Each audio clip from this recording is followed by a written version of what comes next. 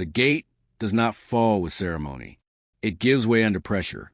Men shouting, shields grinding against wood, iron forcing iron, until suddenly the barrier between inside and outside no longer exists.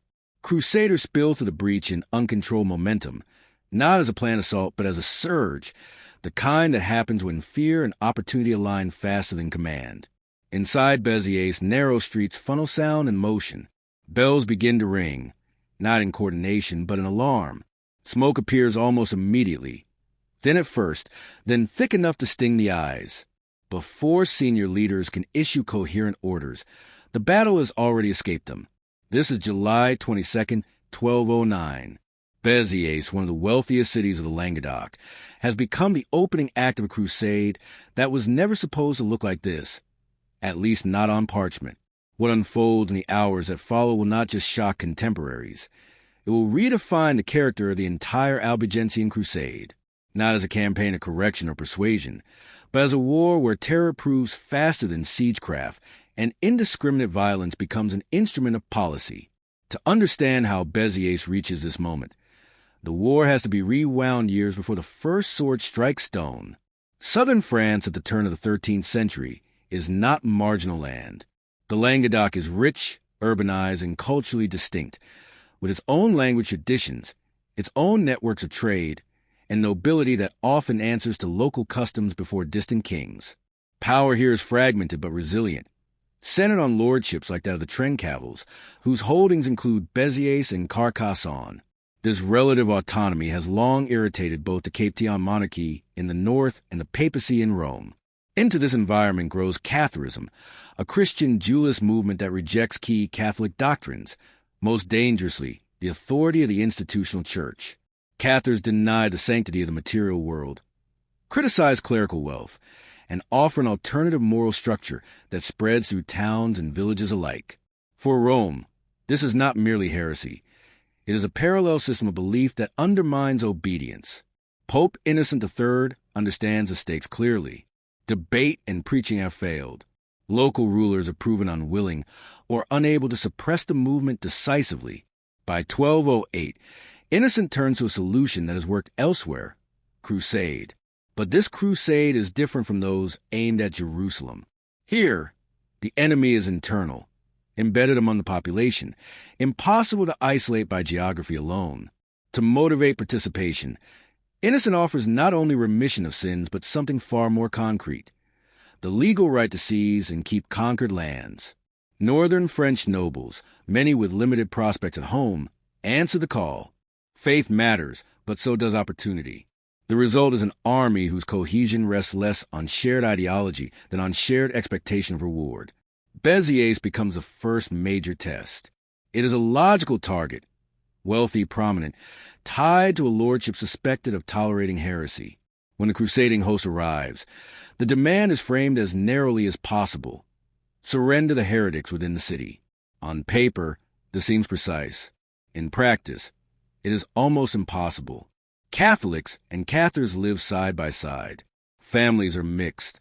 Belief is not marked on clothing or faces. To comply would require neighbors to betray neighbors, kin to expose kin. Béziers refuses. This refusal creates a battlefield problem that goes beyond theology. Urban warfare is already dangerous. Confined spaces, limited visibility, constant threat of ambush. Add to this the inability to distinguish enemy from non-combatant, and the logic of restraint collapses under pressure. The Crusaders camp outside the walls, negotiations dragging on without resolution. Discipline is fragile. Many of the low-ranking fighters are not knights bound by tight feudal codes, but foot soldiers and volunteers driven by zeal, fear, and the promise of spoils. The spark comes not from a grand command, but from a clash. Accounts differ on details. Outside the walls, a skirmish escalates. Someone rushes forward. Someone else follows. A gate is forced, perhaps inadequately guarded in confusion. Suddenly, the theoretical siege becomes a real breach. Men pour in before leaders like Arnaud Amaric, the Cistercian abbot acting as papal legate, can reassert control. Once inside, the Crusaders face the worst possible tactical environment: a hostile city where every doorway could hide a weapon, and every crowd could conceal an attacker. Fear accelerates decision-making. Sorting becomes impossible. In that moment, restraint is not just morally difficult. It feels militarily dangerous. Kill quickly or risk being killed. What begins as fighting turns into slaughter, spreading through streets, homes, and marketplaces. Churches, traditionally places of refuge, offer no immunity once violence overruns boundaries. Later tradition will focus on St. Nazaire Cathedral, damaged amid the chaos, its sanctity irrelevant to men who believe they are instruments of divine judgment, or at least acting under its cover. Arnaud Amalric's own letter to Pope Innocent III, written soon after, claims that almost 20,000 people were killed, regardless of rank, sex, or age. Medieval numbers are notoriously unreliable, often rhetorical rather than statistical. Modern historians debate the scale, noting that Béziers continues to function afterward, suggesting a lower population loss. But the precise number matters less than the intent behind the claim. Even if exaggerated, the figure is a weapon, projecting total annihilation. The message is clear. Resistance leads to obliteration. This is where the most infamous line enters the historical record. Cadite eos, navid enim dominus gesunt ias. Kill them. The Lord knows those who are his. The phrase is attributed to Amalric in an anecdote recorded years later by Caesarius of Heisterbach. Many scholars doubt its authenticity. The wording may be embellished or entirely invented, shaped to capture the moral horror of the event. Yet even as a literary construction, it resonates because it articulates a real battlefield logic. Faced with an indistinguishable population, the decision is made, explicitly or implicitly. That distinction no longer matters. Béziers burns. Fire spreads easily in a medieval city built of wood, and packed tight within its walls. Smoke becomes as deadly as steel, driving people into the open where they're cut down, or trapping them inside structures that collapse or ignite. Control never fully returns. What was meant to be an opening demonstration becomes a catastrophe that even hardened observers struggle to process. The psychological effect is immediate. News travels faster than armies. Towns across the Languedoc hear what happened at Béziers and reassess their options. Walls and garrisons suddenly seem less reassuring. When surrender might spare lives, that resistance will certainly cost. Within weeks, Carcassonne, far stronger and better defended, opens its gates. Its lord, Raymond Roger Trencavel, is captured and dies in captivity not long after. Leadership in the Crusade consolidates around Simon de Montfort, a northern noble who proves both militarily capable and ruthlessly pragmatic. In this transformation lies Béziers' true significance. The massacre is not an aberration corrected by later discipline. It is the template. The Crusade shifts decisively from a campaign against heresy to a sustained occupation and political reordering of the South. Land changes hands. Local elites are displaced. Fear becomes a strategic multiplier, reducing the need for prolonged sieges and minimizing Crusader losses at the cost of civilian lives. For contemporaries in the Languedoc, Béziers confirms what many already suspected, that the Crusade is as much about conquest as creed. For modern observers, it exposes the mechanics of religious war when incentives reward extremity. Doctrine provides justification, but it is human calculation of risk, reward, and control that drives events once the gates fall. By the end of the day, Béziers is no longer just a city. It is a warning, a precedent, and a scar that will shape the next 2 decades of conflict.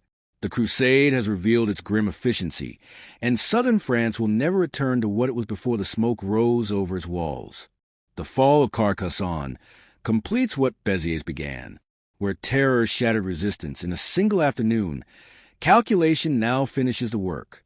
Simon de Montfort assumes control not as a temporary crusading commander, but as a territorial ruler, redistributing lands, installing garrisons, and turning a papal campaign into a northern occupation of the South. The language of heresy remains, but it increasingly functions as legal cover. Property seizures, oaths of loyalty, and military administration follow the logic of conquest, not correction. In Rome, Pope Innocent III receives reports that balance triumph with unease. The crusade is effective, undeniably so, but its methods are impossible to fully contain. Béziers is never formally condemned. The momentum is too valuable. To question the means would be to undermine the outcome. Instead, silence and procedural distance absorb the moral shock. The Church's long-term strategy adapts. Terror has proven efficient, and efficiency in war often outweighs scruple. For the people of the Languedoc, the consequences are immediate and enduring. Cathar communities are broken not by theological defeat, but by displacement, imprisonment, and death. Towns comply outwardly while internal trust erodes. Neighbors remember who fled, who informed, who survived. Over time, inquisitorial systems will formalize what Béziers demonstrated chaotically: identification, coercion, and punishment applied with bureaucratic precision. The massacre stands as the raw prototype. Historians continue to debate numbers, sources, and quotations, but consensus forms around meaning. Whether 20,000 died or far fewer, Béziers represents a deliberate choice to let fear substitute for control. It shows how quickly moral categories collapse under battlefield pressure and how incentives, land, status, absolution, reshape behavior. The infamous phrase attributed to Amalric matters less as a verbatim command than as a summary of action. The Lord may know his own, but on the ground, men decide who lives and who does not. In the centuries that follow, Béziers fades from popular memory compared to later crusades and larger wars. It lacks a single heroic figure, no decisive duel, no clean resolution. Its significance lies in method, not spectacle. It is a lesson written in smoke and blood about how wars justified by belief often end by redrawing maps. When violence is rewarded, it becomes policy. When terror works, it spreads. Today, the stones of Béziers remain, rebuilt and repurposed, carrying no visible trace of the day the gates failed.